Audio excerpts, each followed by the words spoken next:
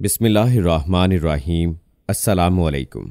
इल्म की बात देखने वालों को राव कमर रिजवान नई वीडियो में खुश आमदीद कहता है। दोस्तों, हम सबका ये कामिल यकीन है कि इस दुनिया में सबसे बड़ा फितना दज्जाली होगा, जो अपनी ताकत और फरेब के जरिए हर तरफ तबाही लाएगा और कमजोर ईमान वाले लोगों को गुमराह करेगा। आप सल्लल्लाहु अलैहि वसल्लम की बेशतर अहादीस मुबारका में दज्जाल की निशानियों और उसके हुलिये का जिक्र मिलता है, जिस पर जरा भी शक नहीं किया जा सकता।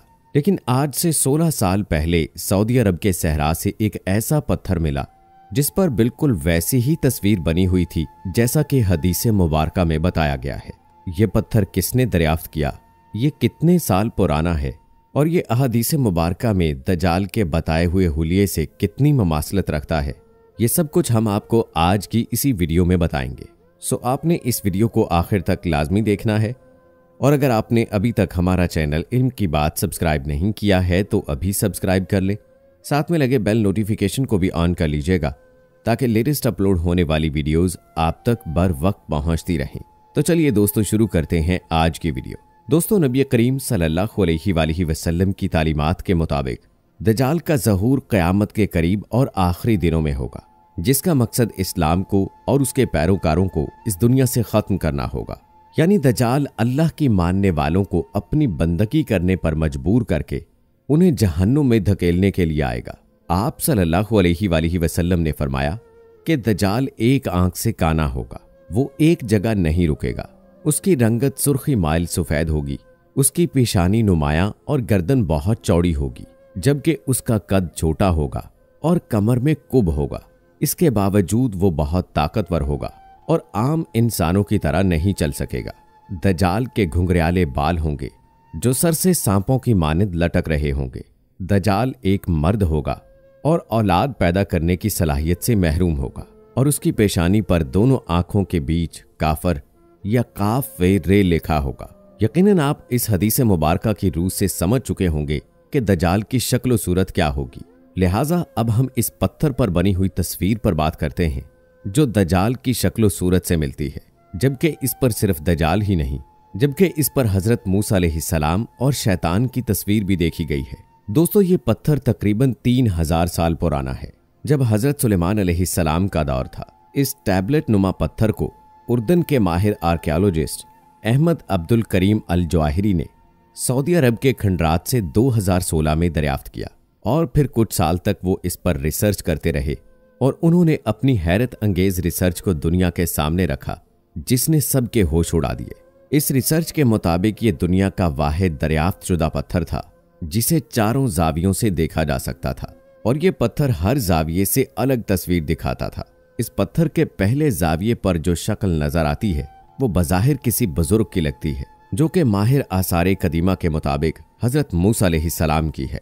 कहा जाता है कि आप अलैहिस्सलाम बड़े ताकतवर, खूबसूरत और गुस्से वाले थे, इसीलिए उन्हें हैबत वाले नबी भी कहा जाता है।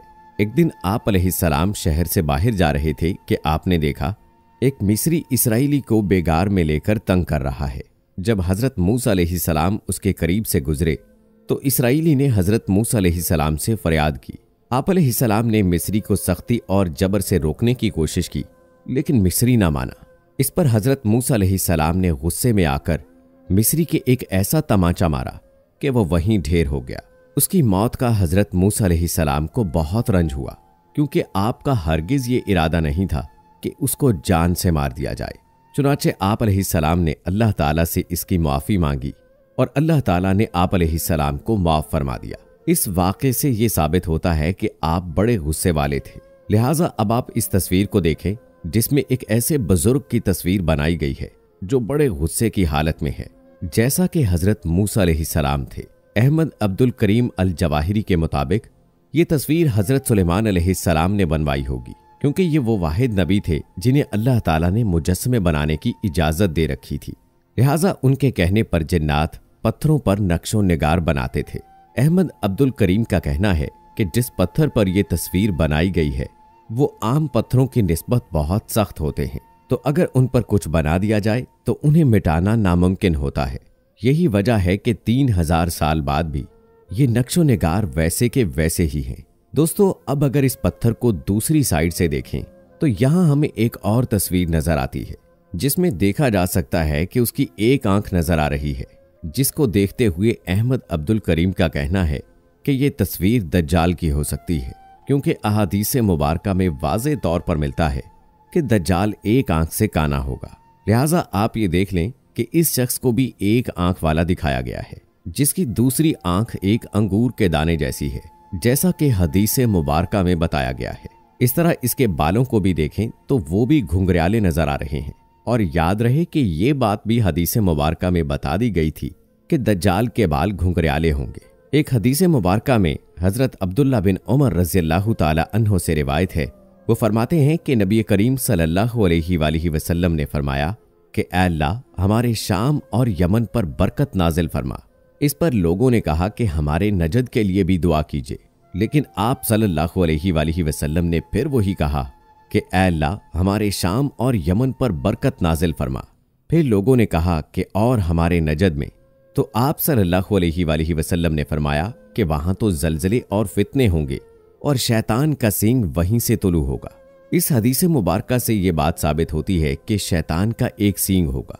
लिहाजा आप इस पत्थर पर बनी हुई इस तस्वीर को देखिए, जिसमें एक शख्स कुर्सी पर टांग रखकर बैठा हुआ है और उसके सर पर एक सींग भी है। यही वजह है कि अहमद अब्दुल करीम के मुताबिक कि ये तस्वीर शैतान की है, जबकि इसके अलावा इस पत्थर पर सांप और बिच्छू जैसे जानवर को भी दिखाया गया है। दोस्तों, अब यहाँ सवाल ये पैदा होता है कि क्या हजरत सुलेमान अलैहिस्सलाम के जन्नात ने शैतान और दज्जाल को देख रखा था? इस हवाले से उलमाए कराम कोई ठोस जवाब देने से कासिर हैं, लेकिन ये एक हकीकत है कि दज्जाल का वक्त करीब आ चुका है, जो अनकरीब जाहिर होकर दुनिया में तबाही लाएगा। एक हदीस मुबारका हजरत हुज़ैफा रज़ियल्लाहु ताला अन्हो से मरवी है कि नबी करीम सल्लल्लाहु अलैहि वसल्लम ने इरशाद फरमाया कि मुझे दज्जाल से भी ज्यादा इस बात का इल्म है कि उसके साथ क्या चीजें होंगी। उसके साथ 2 जारी नहरें होंगी, जिनमें देखने में एक सफेद पानी की होगी और दूसरी देखने में भड़कती हुई आग की। अगर कोई शख्स वो जमाना पाए तो उसे चाहिए कि वो उस नहर पर जाए जो देखने में आग नजर आ रही होगी और उसमें गौता लगा दे और फिर अपना सर झुकाकर उसमें से पिए। वो ठंडा पानी होगा और दज्जाल की एक आंख पूंछ दी गई होगी, उस पर मोटा नाखना होगा, उसकी दोनों आंखों के दरमियान काफिर लिखा होगा, जिसे हर मोमिन पढ़ लेगा, खा वो पढ़ना लिखना जानता हो या ना जानता हो।